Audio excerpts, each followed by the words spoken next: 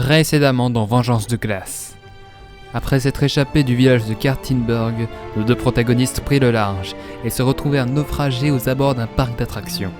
Cédric se fit enlever tandis qu'Adrien et Phil, son nouvel ami, se donnèrent l'objectif de le retrouver. Mais avant qu'ils ne puissent commencer leur périlleuse aventure, une jeune femme du nom de Clara Vorarlberg les emmenèrent tous les deux au bas-fond d'Istenfield.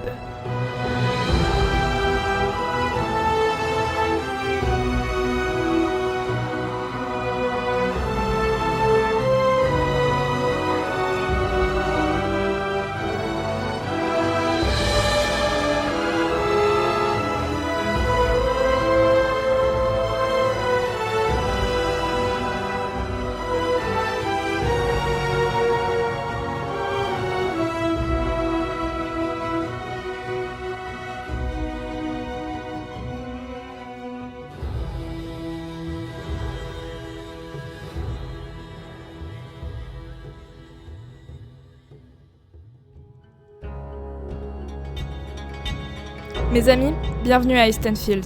Enfin, plutôt ce qu'il en reste. Nous nous sommes reclus dans les bas-fonds de la ville, dans le but d'échapper aux répressions de celui qui se fait appeler Guide suprême, alias Galbatroff. Yaroslav Galbatroff. Ce fameux Guide suprême n'était qu'autrefois qu'un dirigeant simple comme les autres, mais sa cupidité était plus forte que lui. Il ne supportait même pas que la région porte le nom de Territoria. Mais hélas, son armée à lui était bien plus forte, bien plus meurtrière, bien plus injuste. Il possède des armes capables de rendre aveugle tout le front ennemi. Nous sommes ce qui reste d'Archange. Les autres, eux, se soumettent à la dictature. Bordel, mais dans quel merdier on s'est foutu. Toi encore, tu es avec nous. Mais ton ami, lui, Dieu seul sait ce qui peut être en train de lui arriver. Non loin de là, à tout juste quelques kilomètres, croupissait dans une cellule le pauvre Cédric, désormais prisonnier. Laissez-moi partir! Tant que nous ne saurons pas qui vous êtes, vous croupirez dans cette cellule. Mais vous savez déjà tout! Cédric se fit mettre en prison, après avoir passé un interrogatoire sous la torture. Notre ami était absolument détruit. Il fut malheureusement entaillé de partout, mais ils le gardèrent toujours en vie, en tant qu'otage. Ce n'est que le lendemain que Cédric eut l'autorisation de parler à Yaroslav Galbatroff lui-même. Accompagné de 4 soldats surarmés, il entra dans son bureau du proclamé Guide suprême. Il était grand et avait une carrure imposante. Ouais, bonjour. Eh bien, assieds-toi, mon ami. Pardon, mais à vrai dire, j'ai pas mal de questions. Ce n'est pas toi qui te poses des questions. Assieds-toi ici, et maintenant. Oh, oui, monsieur. Pardon. Je veux savoir où se cache ton ami. Écoutez, je ne sais pas, d'accord? On s'est perdu du tout dans le parc. On était en train de se faire poursuivre par des chiens automates et... Ça suffit! Tu vas arrêter de nous prendre pour des cons. Et tu vas nous dire où est-ce qu'il est allé. J'espère pour lui qu'il est parti très loin. À Istenfield, Adrien, Phil et Clara, accompagnés de 6 élites de la résistance, préparent un plan qu'ils comptent partager au reste du groupe, composé de quelques dizaines de personnes, toutes très entraînées. Notre indique à la prison nous informe que Cédric est toujours vivant. Oh Dieu soit loué. Vivant certes, mais apparemment bien amoché. Aujourd'hui, on va tenter quelque chose de risqué. Nous allons nous infiltrer dans Novertensgrad et attaquer de l'intérieur. Lorsque nous libérerons Cédric, vous deux, vous pourrez partir vers le sud en direction de Suède. Là-bas, vous serez en sécurité. Et vous devenez quoi? On va continuer de se battre, et on le fera jusqu'au bout. Clara rassembla le groupe pour leur expliquer le plan à suivre. Mes amis, l'opération Oméga est lancée.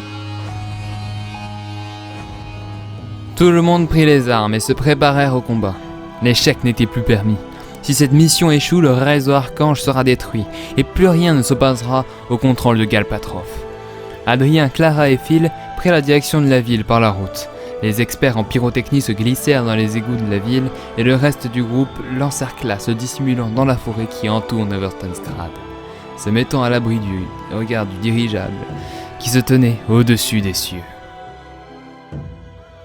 Bien sûr, la ville grouillait de soldats, mais ceux qui faisaient leur ronde dans la forêt se virent vite neutralisés.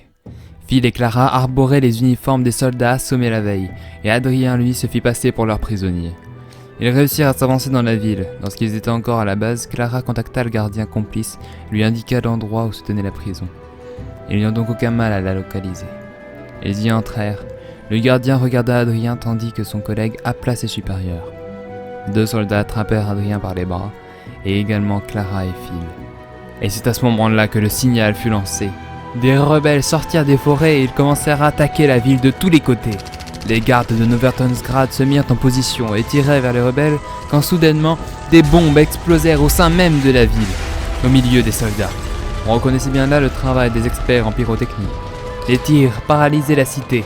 Les enfants restèrent confinés dans leurs écoles. Le dirigeable qui trônait au-dessus de la ville explosa, puis tomba au sol en emportant la vie de dizaines et de dizaines de personnes. Le feu consumait le centre de la capitale. Le chaos était total. Pendant l'assaut, Phil et Adrien coururent en direction de la cellule où se trouvait Adrien, tandis que Clara s'en alla combattre aux côtés de ses hommes. Adrien qu'est-ce que tu fais là, toi? On en reparlera plus tard. On doit se tirer d'ici avant que tout s'écroule. Ok, d'accord, mais comment je sors de là? Adrien posa une charge explosive qui détruisit la serrure, permettant à Cédric de sortir et de les suivre jusqu'à l'extérieur. Une autre personne profita de l'explosion pour s'enfuir. Les balles brillaient de tous les côtés. Les 2 amis se tenirent prêts à quitter la ville en courant vers la forêt. Phil, quant à lui, préféra rester auprès de Clara Vorarlberg, offrant à la résistance tous les chiens mécaniques qu'il put appeler. Ce qui transforma l'infanterie de Galpatrov en cadavre rongé jusqu'à l'os. Certains bâtiments s'écroulent sous les tirs de lance-roquettes qu'envoyait la résistance. Le feu commençait à se propager en forêt, alors qu'Adrien et Cédric commencèrent tout juste à y parvenir. Le danger qui ne semblait pas terrifier l'automate va quand même à bout de ce dernier. Phil se fit toucher par une balle dans la tête, et du haut d'un monticule de pierre, il roula jusqu'au sol, ne laissant que paraître des rouages caressés par la mort. À travers des haut-parleurs, Galpatrov s'adressa lui-même aux résistants. Vous qui tuez de sommes dévoués, vous qui tuez sans état d'âme, ayez honte de vous, ayez honte de ce que vous faites. Ce que vous faites en vain, car voyez-vous, je vous repousserai au-delà de ces murs. Vous soumettrez à moi, Yaroslav Galpatrov, votre guide suprême. Agenouillez-vous devant moi, vous finirez mort, condamné à l'enfer. Si vous ne vous soumettez pas maintenant, alors dites-moi comment comptez-vous faire face à l'immensité de mon pouvoir. À ce moment-là, la machine capable de rendre aveugle tout le front ennemi se fit mettre en place, aux abords du massif bâtiment dans lequel se trouvait le dictateur. L'ensemble du groupe Archange se rassemblèrent au centre de la ville en prononçant simultanément ces mots. Ce que nous faisons aujourd'hui n'est animé ni par la peur, ni par la haine, mais au nom des victimes mortes à Libertad, à Istenfield, à Kertenberg et aujourd'hui à Novertonsgrad. Without hope, without witness, without reward. Une bombe explosa au cœur de la ville et Novertonsgrad fut réduite à néant. Femmes et enfants, le dictateur, des rebelles et Phil.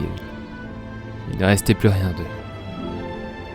Adrien et Cédric assistèrent à ce spectacle depuis une colline qui dominait la forêt.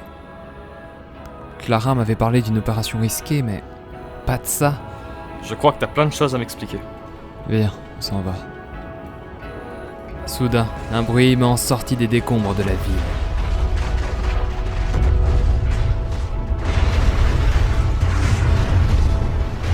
Merde, c'était quoi ce bruit?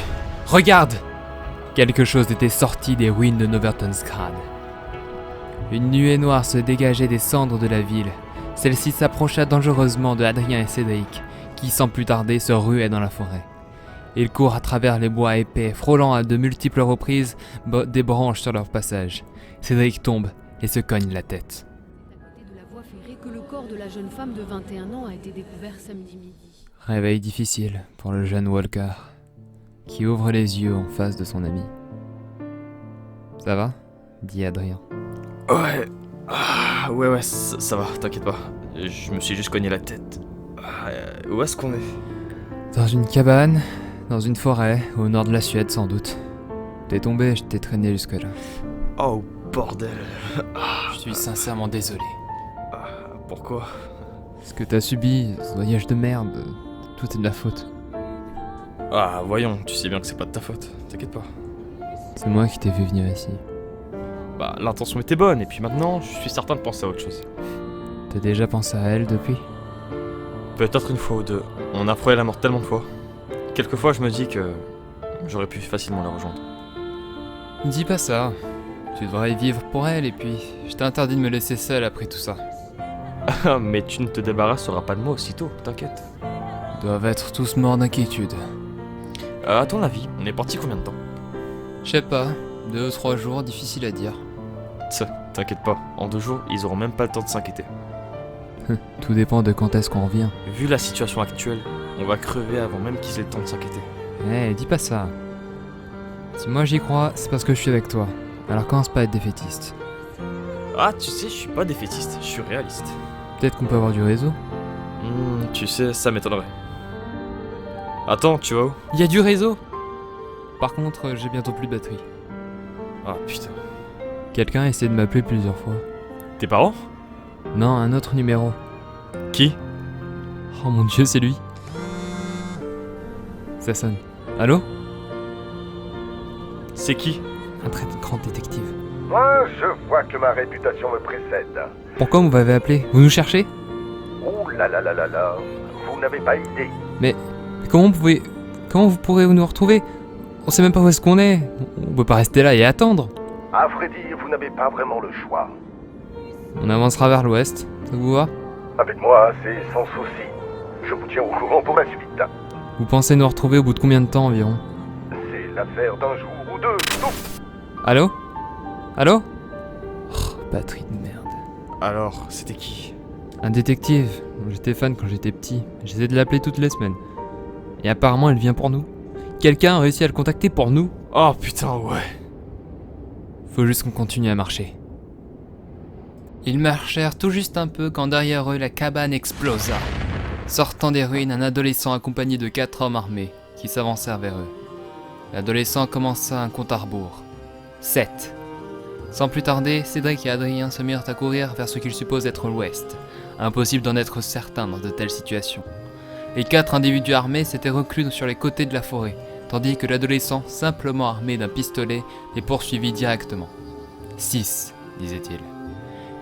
Des rails de train qui se séparaient en deux. Ils ne savaient pas où est-ce que ça allait les amener, mais c'était le moyen le plus sûr de rejoindre une quelconque trace de civilisation. 5. Toujours pendant la course, 2 coups de feu provenant des bois frôlèrent Adrien, et ce dernier tomba à cause du rail sur lequel ils étaient en train de courir. Et 4. Cédric s'arrête et tente de relever Adrien. L'adolescent marche désormais vers eux. La cheville d'Adrien était mal en point. 3. Cédric avait la possibilité de fuir, mais non, il est resté près de lui. 2 individus armés de chaque côté les tenaient en joue. 2. L'adolescent s'approche d'eux calmement, lève son arme vers l'un des 2 protagonistes. Et 1. Qui je suis? Un enfant rescapé de Novertonsgrad. Mon nom? Ethan Kalpatrov.